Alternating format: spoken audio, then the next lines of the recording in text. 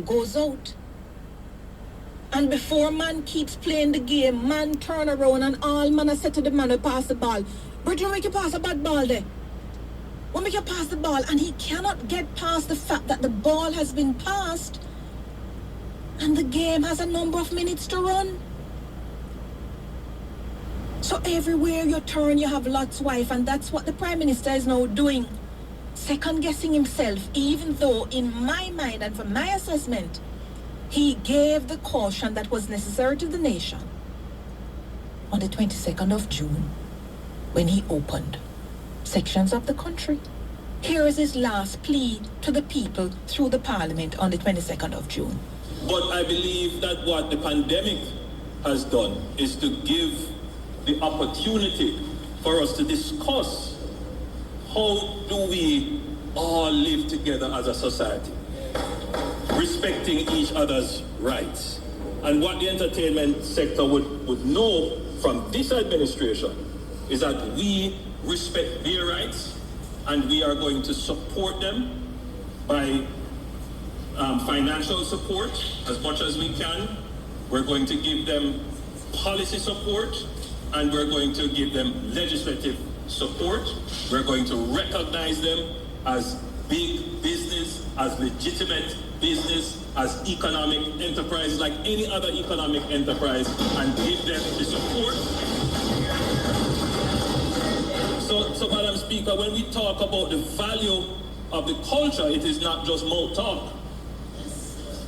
That the output that comes out from the industry has significant economic value, and we are not seeing the true potential of it, primarily because, Madam Speaker, the way how things are just organized now. And it was for me a very useful experience having the interface. And we give the commitment that we will be working much closer with the industry to make it a strong and vibrant pillar of the Jamaican economy. I've tasked the Ministry of Culture, Gender, Entertainment. I think the last clip I was searching for is the one where he repeated where we are. But in that one that was played, what you heard is a Prime Minister who is expressing to the country representations that were made to him by people in the entertainment sector, representing their value to the economy, which was priced at about 84.16 million. And they represented to the Prime Minister that they understood their role within the context of a pandemic, that they wouldn't do anything to sacrifice back to school because children had also suffered greatly during the course of the pandemic. On the basis of those representations, on the basis of the balancing of health and economic matters, the Prime Minister opened the door. In opening the door, he urged caution. He told us what we needed to do. We'd had 1 year of practice. Immediately after the Prime Minister spoke, the opposition leader, Mark Golding. And Mark Golding, I love Mark Golding's parliamentary style. I've said it here before. This is what Mark Golding said in reply to Andrew Holness's decision to open up the economy and to allow some small and large events. Here's opposition leader. Existing protocols, for example. We're finding that opposition leader Mark Golding in just a moment.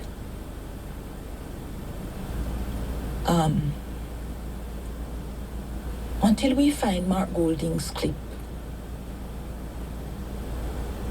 I'm telling you that at no point in time in Mark Golding's presentation did he express any disagreement with the decision of the Prime Minister to open up the sector. That's why I'm in love with in fact, Emily, he welcomed it. Yeah. Let's hear opposition leader. I think that many people will be relieved to see and hear some easing of some of the restrictions under which all of us have been living for a very long time now. The adjustment of the curfew hours, I think it's effective July 1. I know many people will feel that is overdue, but it's very welcome. I want to say how much I appreciate the gestures that are being made towards the entertainment sector, which has been really very, very hard hit by this pandemic. Many of them, the practitioners, the people who depend on entertainment, and you've alluded to some of the different industries and subsectors that depend on it, from the fashion industry right round to security and so many other things, food and beverage. The idea of giving them a break with the 50% discount on some of the statutory fees that are payable in applying for events. Minister Mackenzie, I think you would have a role in that, and I think that's a very good thing. And of course, the waiver of the fees on certain rental of certain large facilities will also be very welcome. Do you know why the opposition leader didn't oppose the announcements by the Prime Minister then? Because he agreed. Because speaking in the moment, Mark Golding, like many of us, we understood why some pressure needed to be released. This is the 22nd of June. And I'm talking to people who are looking back on the 1st of September. No, the 2nd of September with 2020 spectacles. I am not speaking to you. Yeah? Because a lot of you in your own lives... Which month Emily born? When everything else is going wrong... I know which month what Emily you born. do is look outside yourself and blame everybody else. And that is why you all come now to lay blame squarely at the feet of the Prime Minister. For real, man. For everything that has gone on. True, man. The Prime Minister himself is questioning himself and laying blame at his feet. Because every one of us, when things go bad, there's a way in which we kind of crawl into ourselves. But you must go back and you must examine context and say, but I did this for a reason. Yeah. The last clip I'll play for you is that Mark Golding himself, when he supported the Prime Minister's opening of the economy, he was fully understanding that there's a Delta variant in other parts of the world. But the nature of our economy was such that it's an open economy. There are more Jamaicans living outside of the country than living here. And he also emphasized this business of personal responsibility and the matter of the need for more vaccination. But within that context, when Mark Golding spoke for more than 10 minutes in the Parliament, never once did he say, you are making a wrong move, Prime Minister, in opening up this country on the 22nd of June. And that's why I love Mr. Emily, you know. You split justice. Having said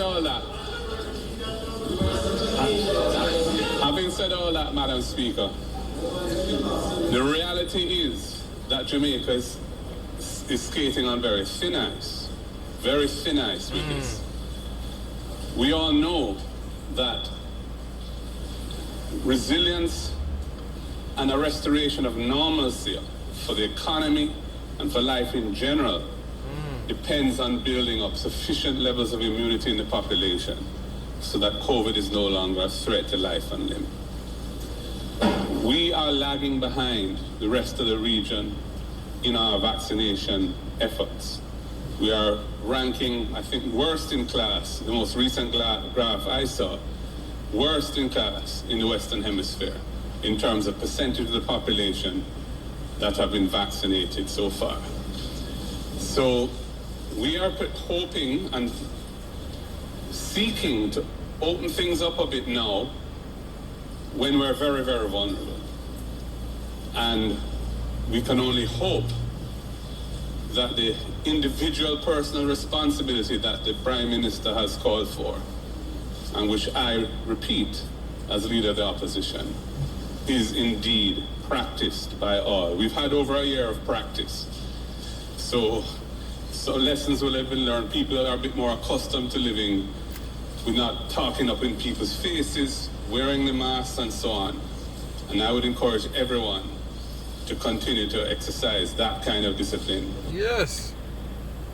Mark Golding, opposition leader, speaking in the parliament immediately after Prime Minister Andrew Holness addressed the people in the parliament and explained that as at that date, we'd had a consistently low 14 and 7-day average positivity rate of 7%, hovering at 2 percentage points above the recommended WHO opening point. Every other indicator was trending down. Our bed capacity was our bed occupancy was about 200 at that time. We were at medium risk. But there were other problems. I'm sorry, I never catch the whole of this from its start. Socially were great, so that even Mark Golding recording late. Should I catch could not bring himself to utter one word of discord in response to the Prime Minister's announcement. And you tell me now, when responsibility was begged of all of us, back and belly rat, and some of us find money to go pay for fake COVID test and go party. And some of the party people represented that they knew what was supposed to be done and they could manage it and they would take the precaution. When we knew that a third wave was possible because it was coming in other countries, so all we were doing was postponing the inevitability. New Zealand lockdown from when? And New Zealand had 1 case of Delta. And it spread. New Zealand closed up tighter when they had the 1 case. And in no time, the locked up society had 500 and odd. Yep. Such is the nature of Delta. Yep. All that was asked of us is personal responsibility. Yep. And I want you to ask yourselves, as I have asked mine and I continue to do every single day, which is why I'm not afraid of the views I hold in the face of the majority who are 180 degrees away from me. Yep. Is it fair to blame the Prime Minister that if a year ago, 2 weeks ago, you held a particular position, that okay, this thing is all right?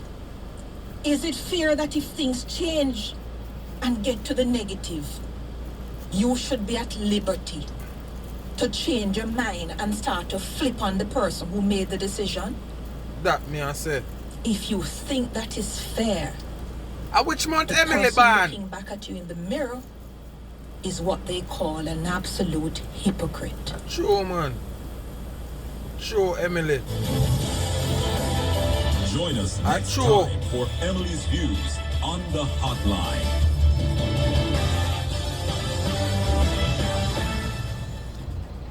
Me go sorry so I catch it start record so late, Emily, but everything when you say I true, my darling. Yeah, man. Much back and belly rat out there, man. Yeah. Why am I tell us that, Jano? But we say work out. Yeah, man, big up yourself. Emily Shields, love you. I don't know how they make Mr. Shields come from England come get you.